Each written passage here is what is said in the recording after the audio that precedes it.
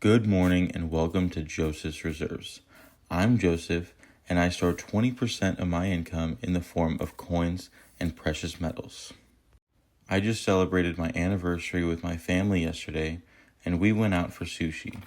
We enjoyed the moment and when the bill came, it was about $100. And I couldn't help but to think that while $100 did buy a wonderful night, it also could have bought something else. About 2.5 ounces of silver. In that moment, I realized while the sushi was delicious and the night was amazing, the silver would have been like buying an everlasting dinner voucher. It could still pay for that same meal 10 years, 50 years, or even 100 years from now, long after the $100 bill has lost its value. Silver has always been more than just a shiny metal. It's been money for thousands of years. Empires measured their wealth in silver. And in America, we use silver coins for daily transactions all the way up until 1964. And here's the key. The purchasing power of the silver hasn't disappeared the way that the purchasing power of paper money have. Think about this, 1964. A quarter was 90% silver, and a single coin could buy a gallon of gas. Fast forward to today, and you can take that exact same silver quarter and sell it for melt value, which is about $5 to $6. And what does a gallon of gas cost today? Right around the same amount. The paper quarter has lost its buying power, but this silver quarter has kept up. Now, let's tie it back to the sushi dinner. $100 today could have bought me 2.5 ounces of silver. 10 years from now, inflation will make $100 bills weaker. The Federal Reserve prints more, the government spends more, and the value of each dollar is diluted. Over the past 5 years alone, the US dollar has lost about 20% of its purchasing power. That means that what cost $100 5 years ago might cost $120. That's how inflation works. And honestly, that's just the recorded numbers. We all know it's significantly more than that. But silver has largely kept up. If you have bought silver 5 years ago, instead of holding cash, you could still cover that dinner today. That's the hedge. But it's not just a 5-year story. It's a generational one. If I were to hand my children 2.5 ounces of silver today, I wouldn't just be giving them some shiny coins. I'd be giving them a voucher, one that never expires. Whether they redeem it in 10 years or 100 years, those 2.5 ounces will still be able to buy a nice dinner for their own family. Can you say that about a $100 bill? Not a chance. The bill is guaranteed to lose value. Think about it. 50 years ago, $100 was a lot of money. You could buy multiple weeks' worth of groceries, maybe even more. Today, $100 barely covered this nice dinner. 50 years from now, might not even cover fast food meal. But silver, it always holds its ground. That's what makes it so powerful as a tool for passing wealth to your children. It's not just about stacking ounces, it's about stacking meals, stacking memories, stacking future experiences. Each ounce of your silver that you tuck away is like prepaying for something for your kids or your grandkids to enjoy tomorrow. Here's another way to look at it. Imagine if your grandfather had given you 2.5 ounces of silver when you were a child. Back then, silver circulated at about $1.40 an ounce. So that would be about $3.50. But today, those same ounces are worth $100. Enough to take your family out for a nice dinner, just like I did. That's not money, it's continuity. That's proof that silver preserves its value across generations. And here's the kicker. Silver is so accessible. Anyone can start stacking it. You don't need thousands of dollars, you just need to start with a few coins. And every time you do, you're buying another everlasting voucher for your children. Let's zoom out.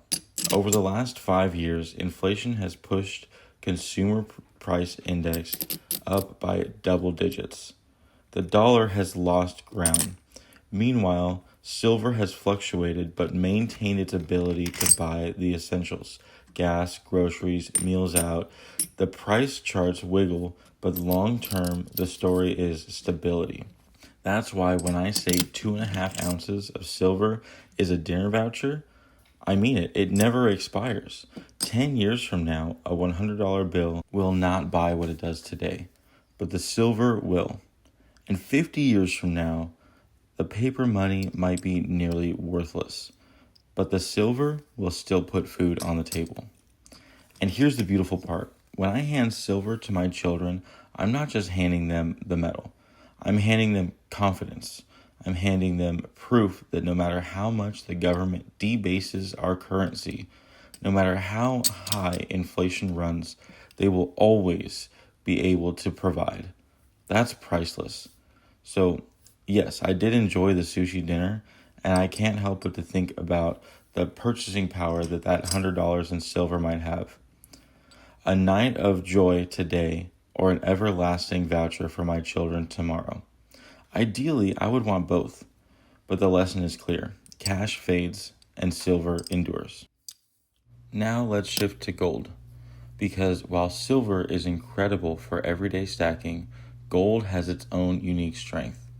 Not only does it hold value, it tends to increase purchasing power over time.